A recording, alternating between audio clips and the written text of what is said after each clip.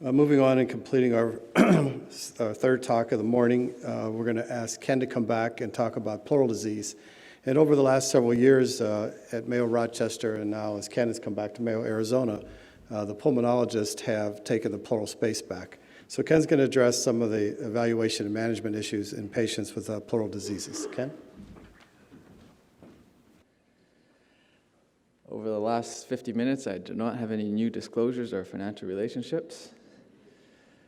Next year, if I'm invited back, I'm going to bring some cool videos too. I only have standalone pictures. Thanks, Stacy. Okay, so the topics will be intrapleural lytic therapy for infected pleural space, management of malignant pleural effusions, and medical thoracoscopy. So the first topic is the infected pleural space. So what we do know, about 2004, 2005, there were a lot of papers, or two big randomized controlled trials looking at just fibrinolytics in infected pleural space, specifically urokinase and streptokinase, and that was MIST-1. And just putting in fibrinolytics didn't help. Patients did the same as others, and so, but what we did find out from those studies was that small bore pigtail catheters or small bore chest tubes, which is generally defined as 15 French or smaller, did the same as those with surgical chest tubes.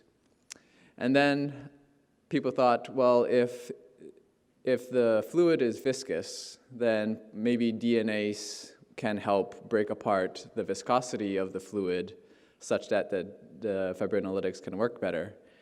And so then came the MIST-2 trial in 2011, published in the New England Journal, 210 patients.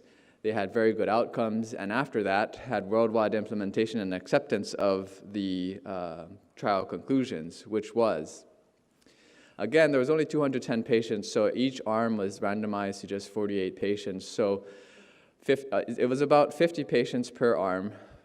50 had double placebo, 50 had DNase and placebo, 50 had TPA and placebo, and then 48 had TPA and DNase.